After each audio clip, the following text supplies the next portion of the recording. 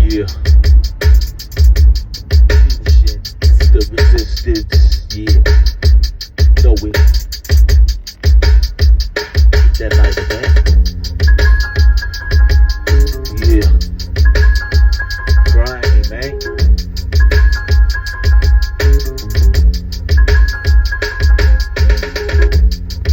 About to shake up the rap world. Check the flavor, yo. Check the flavor. Peace. What's good? It's your brother Got Science up in it one more again. Shout out, special salute to the few that do watch the videos and subscribe. I really appreciate y'all, true indeed.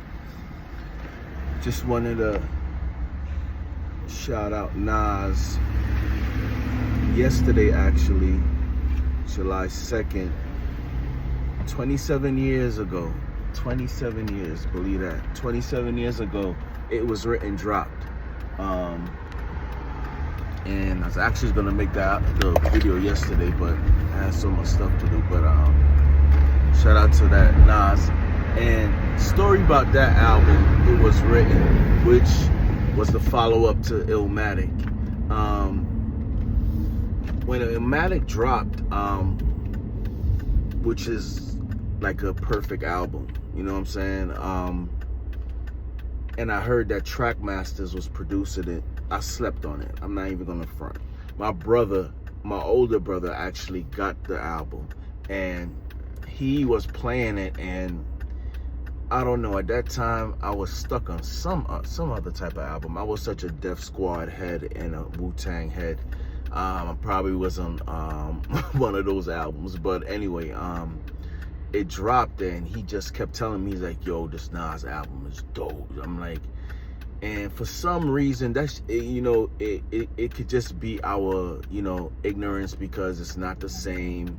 You know, me as being a producer, I always look for, you know, I always read credits, you know, to see who produced it. And Trackmasters at that time, I know they did do Chubb Rock, you know, I Gotta Get Mine's Yo Book of Rhymes, which was dope.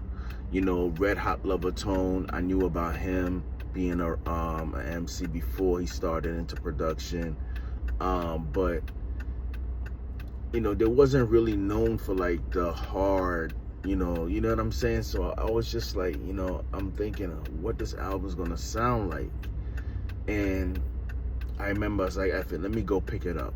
And because, you know, everybody knows about the Sophomore Jinx. You know what I'm saying? And I'm like, he can't top Illmatic.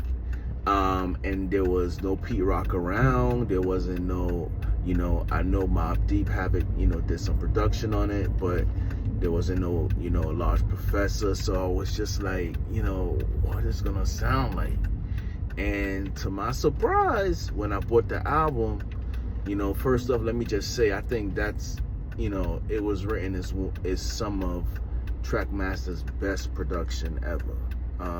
They went out on that album from beginning to end, just a dope album. And when I finally bought the CD and I listened, then it was a type of album that every time I listened to it, it grew on me. It got better and better and better. A lot, certain albums are like that for me, especially like Black Moon, Enter the Stage. The first time I heard it, it was like, it wasn't whack. It was just like, it's dope. But then like every time I played it, it just got better and better. Like, yo, this is dope. This is dope. Like, to the point, like, oh, this is a classic. Like, I don't know why it hits like that sometimes. I don't know if anybody can, you know, familiarize or contest to like what I'm talking about. When an album, it takes a while to grow on you, but it was written. It took me a while, but after a while, I was like, yo, this is a dope album. And you know what I'm saying? So salute to Nas, man, for putting that in. You know, I think it's funny how with all this Jim Jones Nas stuff, you know, the anniversary for It Was Written came out 27 years ago. Make you feel old, man, but that album is still dope to this day. And you know what I've heard, and you know, I didn't know Tupac, you know, around that time, but I heard that Tupac was studying that album. you know, and that comes from an interview that I saw in Art or Dialogue from Kurt Cobain, which was one of the producers at Death Row. And he said that when that album came out, like, you know, Tupac was just playing it silent and just like studying it. And it's funny he said that because on that album, Nas did one of his greatest songs where he's talking about he's a gun, right? Which is a dope track, dope beat, everything. And then it's funny how, you know, Kurt Cobain said that, and then on Machiavelli, we got Me and My Girlfriend. The same concept where, you know, he's supposed to be, he's talking about his gun. Same thing, he just switched it up a little bit, but, you know, maybe it's a coincidence, you know, and I'm not taking anywhere from Tupac or anything like that, but I'm just saying, you know, other artists influence other artists, period. And Nas is one of the greatest, you know what I'm saying, period.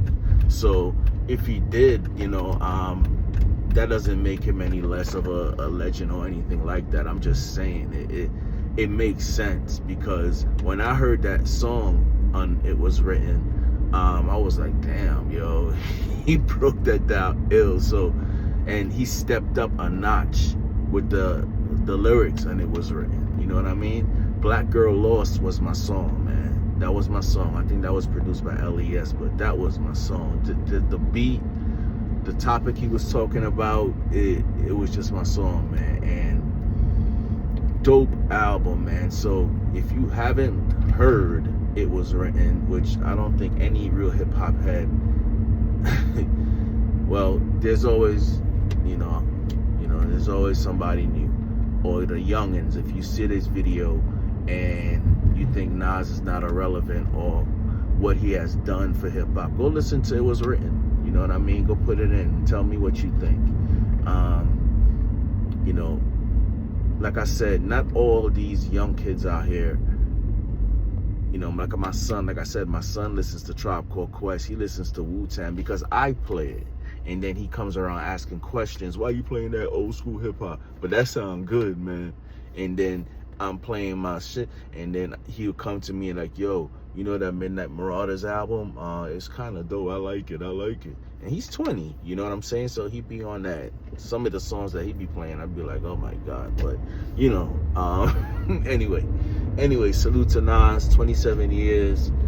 It Was Written. Dope album. I slept on it in the beginning, but, you know, he proved me right. Those two classics. Now, after that, of course, he let me down with I Am. But It Was Written, Summer Trackmasters, dopest production. I haven't heard, well, you know, they can produce, you know what I'm saying? They do, you know, but that album, hands down, some of the best production they ever did.